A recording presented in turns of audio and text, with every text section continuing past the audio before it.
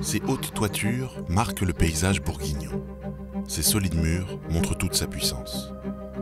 Dominant le village de La Rochepot, il est l'un des plus célèbres châteaux de Bourgogne.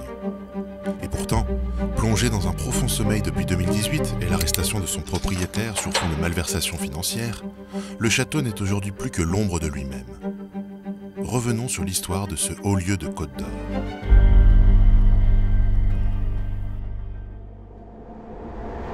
Occupé depuis l'époque gallo-romaine, le site doit sa renommée à la famille Pau. Au début du XVe siècle, à son retour de croisade, Régnier Pau acquiert le vieux château de la Roche-Nolay. Conseiller du duc de Bourgogne et chambellan du roi de France, il le reconstruit et lui donne son nom. De cette illustre famille, c'est surtout le nom de Philippe Pau, le petit-fils de Régnier, qui est fameux. La première raison tient à la célébrité de son tombeau, conservé au musée du Louvre. Grand sénéchal de Bourgogne et conseiller du roi Louis XI, l'homme poursuit à La Rochepot l'œuvre de son grand-père. Mais il meurt sans descendance. Par la suite, le château devient propriété d'Anne de Montmorency au XVIe siècle et du cardinal de Retz au XVIIe. Au début du XIXe siècle, il ne reste du fastueux édifice que la façade des corps de logis et une partie de ses tours.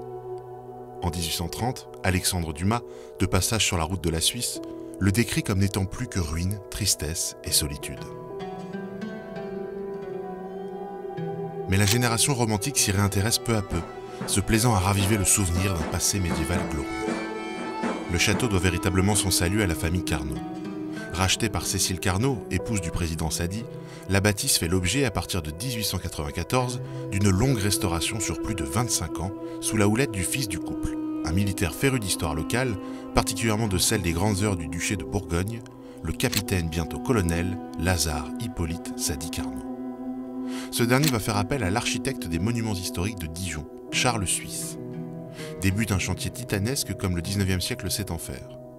Certains éléments sont reconstruits, d'autres imaginés à partir d'autres monuments de la région, comme le château de Châteauneuf-en-Ossois, conférant au bâtiment un aspect qui fait aujourd'hui sa célébrité.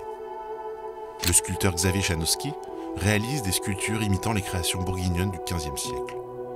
Haute toiture pointue, gargouille, Moyen-Âge fantasmé, La Rochepot devient un château du XIXe siècle. Il est ouvert au public en 1961 par Pierre Sadi Carnot, le fils du colonel, et reste jusqu'en 2018 l'un des monuments les plus visités de Bourgogne. Vendu par la descendante de la famille Carnot en 2015 à un Ukrainien qui s'est avéré être recherché par la justice internationale, le château est mis sous scellé le 5 octobre 2018 dans la stupéfaction la plus totale. 3 ans plus tard, son mobilier était dispersé aux enchères. L'enquête se révèle être un véritable imbroglio judiciaire international sur fond de détournement d'argent, de morts supposées, de séparatisme pro-russe, de corruption organisée.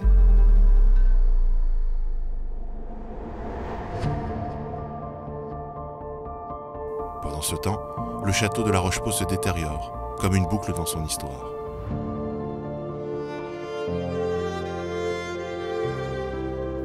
Le laissera-t-on retomber à l'état de ruine ?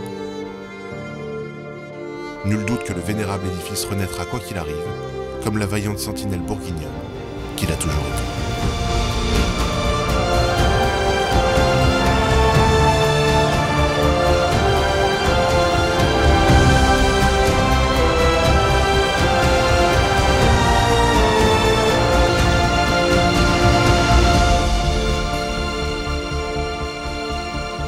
Rendez-vous sur coupefilard.com pour découvrir nos articles consacrés à la dispersion du mobilier du château en 2021.